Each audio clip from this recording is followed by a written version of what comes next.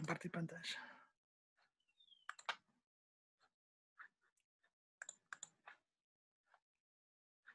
Bien, ahora sí.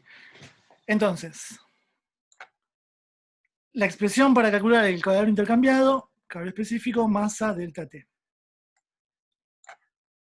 Cuando hablo de delta T, hablo de la temperatura final y la temperatura inicial. Esta fórmula, por ejemplo, me sirve para para calcular la cantidad de calor que se intercambia entre el ejemplo que hablábamos recién, ¿no? Si yo tengo mi bloque de aluminio a 90 grados y lo pongo en contacto con otro bloque que está a, no sé, 50 grados, por ejemplo. Entonces el calor va a fluir del bloque que está a mayor temperatura al bloque que está a menor temperatura, ¿sí? Yo lo que puedo saber con esta fórmula es cuánto calor perdió el bloque de aluminio, que estaba a mayor temperatura, o cuánto calor ganó el bloque que estaba a menor temperatura. ¿Se entiende? O sea, el bloque que estaba frío primero. ¿Qué pongo, por ejemplo? Si yo quiero saber cuánto calor perdió o cuánto calor cedió, digamos, el bloque que se enfrió. Entonces acá voy a poner el calor específico del aluminio, porque el bloque es de aluminio. La masa, supongamos que no sé, que ese bloque pesa 1 kilo, acá va 1 kilo.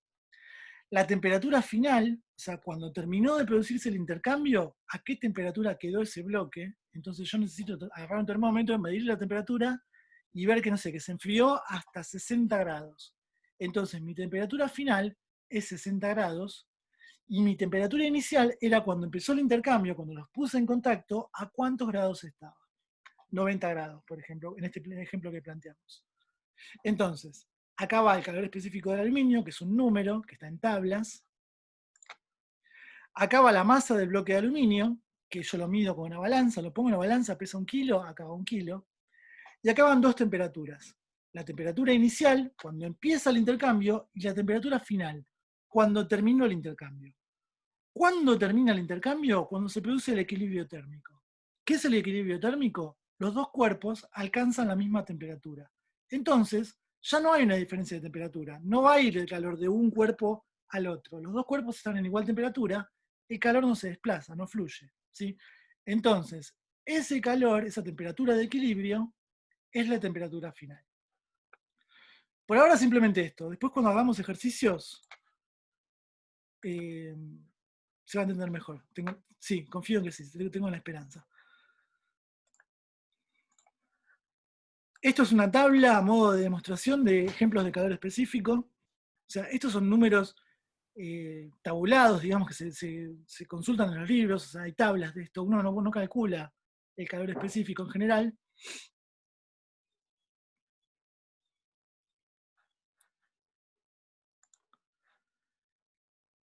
Estos son ejemplos de calor latente, o sea, el calor... Vieron que hablamos del calor sensible y del calor latente, ¿no? Entonces, es, digamos,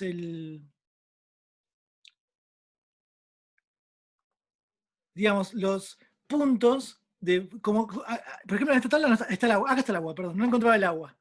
El agua tiene su calor latente de fusión a los 0 grados, ¿sí? Y su calor de vaporización a los 100. Esto quiere decir, ¿cuánto calor latente tengo que entregarle a 1 kilogramo de agua en kilocalorías para convertirla, digamos, para hacerla de hielo a líquido? 80 kilocalorías por kilogramo, ¿sí?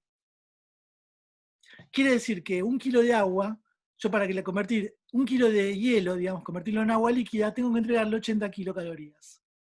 Yo para convertir 100 kilos de agua líquida en 100 kilos de vapor, tengo que entregar 580 kilocalorías por kilo, digamos, o sea, 580 kilocalorías. O sea, lo que me está diciendo es a qué temperatura se produce el cambio de estado y cuánta energía necesito para producir ese cambio de estado. Esto es para el agua, acá está para el alcohol, para la plata, para el cobre. Ven que cada tipo de material, cada tipo de materia, tiene su temperatura de fusión, su temperatura de vaporización y además tiene diferentes calores latentes para producir esos cambios de estado, ¿sí?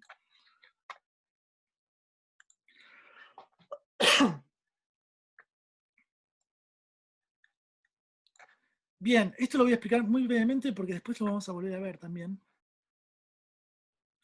es acerca de cómo se produce, ahora ya que estamos hablando de intercambios de temperatura y de calor, cómo de alguna forma el suelo también sufre flujos calóricos, o sea, intercambios de calor que condicionan su temperatura. Y esto me va a interesar que lo vayamos entendiendo a poquito porque tiene que ver con la diapositiva esa del balance de radiación, ¿no? El suelo juega, digamos, un rol importante en ese intercambio de radiación que llega y radiación que se va. Así que el suelo intercambia calor, como toda materia, ¿no? El suelo se calienta al recibir la radiación solar, que es transformada por un flujo de calor al que llamamos B. O sea, la radiación solar en el suelo incrementa la temperatura y ese incremento de temperatura me produce un flujo de calor. A ese flujo de calor lo vamos a llamar B, que son calorías por centímetro cuadrado por segundo. O sea, estoy hablando de cantidad de energía por unidad de superficie por unidad de tiempo. ¿Sí? ¿Cuánta energía mueve el suelo en un centímetro cuadrado en un segundo? Eso es lo que me va a decir B, B larga. El calor se traslada desde la superficie hacia la profundidad y viceversa, siguiendo diferentes gradientes térmicos. ¿Sí? El sol, la radiación lumínica, impacta en la superficie y ese calor que produce esa radiación va a llegar, digamos, va a profundizarse o se va a ir, digamos, va fluyendo hacia el interior del suelo. ¿Sí? También hacia el aire, ¿no? Tenemos un calor que es irradiado. ¿Sí? Entonces, el flujo B es proporcional a, esta letra en griego se llama lambda. No sé qué, o sea, lambda. O sea, ahora vamos a ver qué es lambda. El flujo de calor B en el suelo es proporcional a la temperatura e inversamente proporcional a la distancia. Ahora vamos a ver qué significa esto. ¿Sí?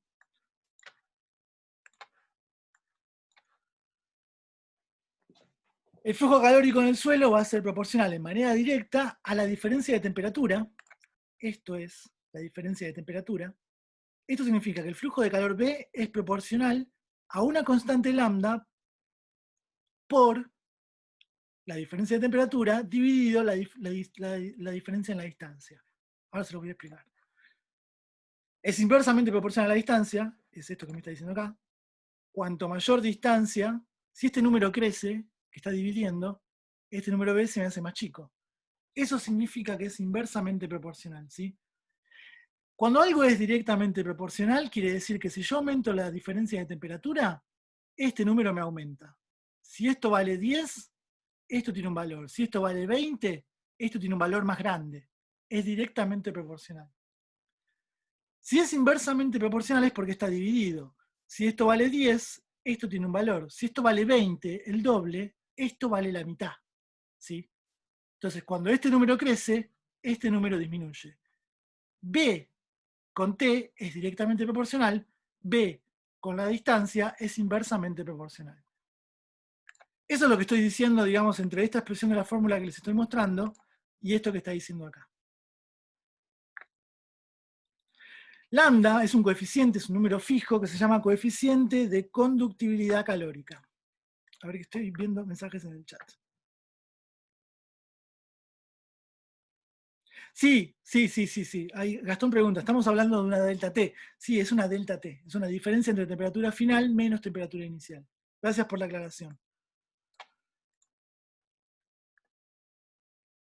Perdón, les estaba contando que ese lambda, este símbolo, es un coeficiente de conductibilidad calórica.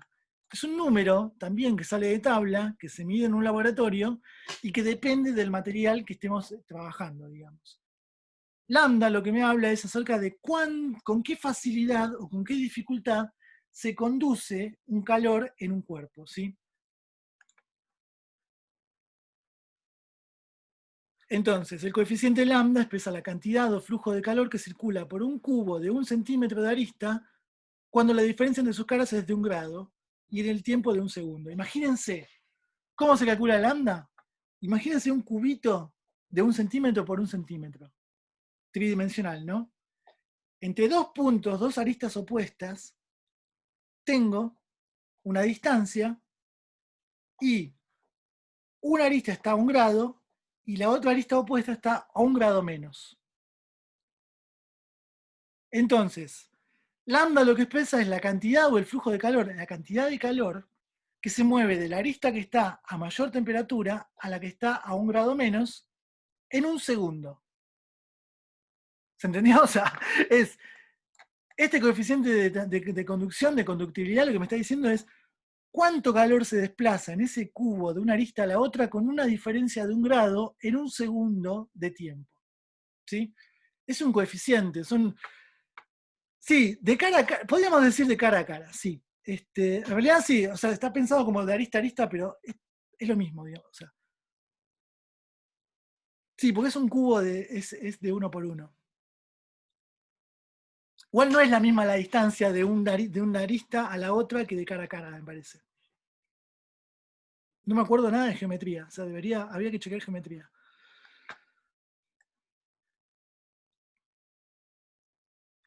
A Representa. mí me parece que cara a cara, porque de arista a arista podés tener el problema de entender una arista en la diagonal.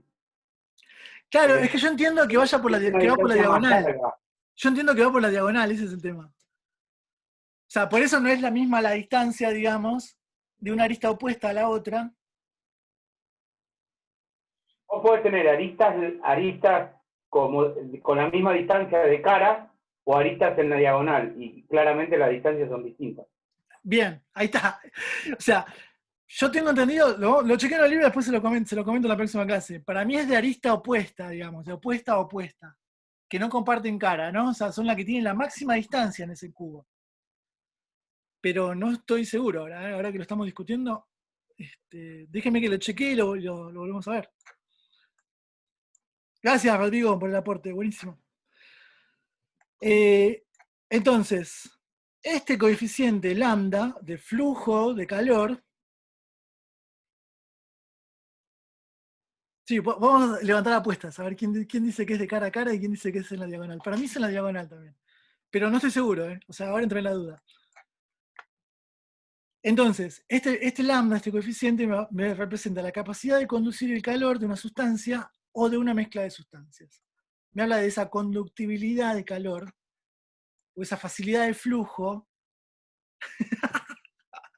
Asado o nada, sí.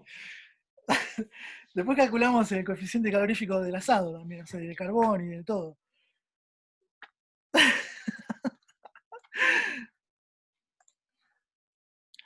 Y de nuevo, acá les muestro la tabla con los coeficientes lambda de conductibilidad del flujo de calor de diferentes tipos de sustancias, algunas puras, otras no tan puras, el aire como mezcla, ¿no? O sea, acá en este aire tenemos nitrógeno, oxígeno, dióxido de carbono, xenón, radón, etcétera, etcétera, etcétera.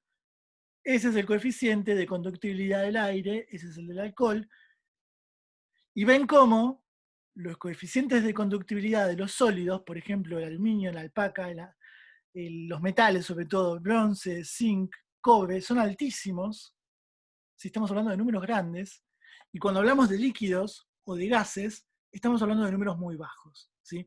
Ven que la conductibilidad del aire es muy baja comparada con la conductibilidad de los metales.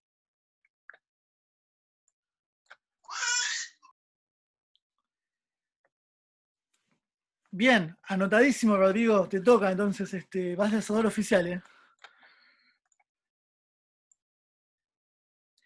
Bien, creo que hasta acá llegamos hoy, porque acá vamos a empezar con 3 fenómenos de transferencia de calor en el aire que me interesa que los veamos bien en detalle o con un poquito más de detenimiento, así que lo vamos a dejar para la próxima clase. Paso a avisos rápidos. Próxima clase, lunes 24, 17 horas. ¿De qué vamos a hablar? Tenemos la clase especial del invitado. Va a hablar de traslación, rotación terrestre, cálculo de energía del Sol, distancias astronómicas, y no sé muy bien, o sea, es medio sorpresa la charla, así que creo que va por ahí, pero no sé muy en detalle cómo sigue. A lo largo del fin de semana seguramente les cuelguen en la plataforma la charla del lunes, así también ustedes la pueden anticiparla, verla o mismo llevarla a medida que se va dando. Luego, en la semana, después les confirmo si va a ser miércoles o viernes. Tengo que ver mi agenda. El lunes les digo si la próxima clase va a ser el miércoles que sigue o el viernes. Pero vamos a continuar con esta clase, con esta presentación que vimos hoy. Creo que bueno, por ahora eso es todo. Así que si no hay dudas o consultas o no hay nada que haya surgido, que tengan buen fin de. Aprovechen mañana sábado, que va a estar súper lindo, para pasear, caminar, andar en bici, hacerse un asado, ¿por qué no? Así que disfruten del fin de. Y nos vemos el lunes. Rodrigo, estás anotado para el asado, ¿eh? Ya te pongo en lista. Hasta el Bueno, lunes, profe. buen fin de, nos vemos, cuídense. Buen fin de. Saludos, saludos.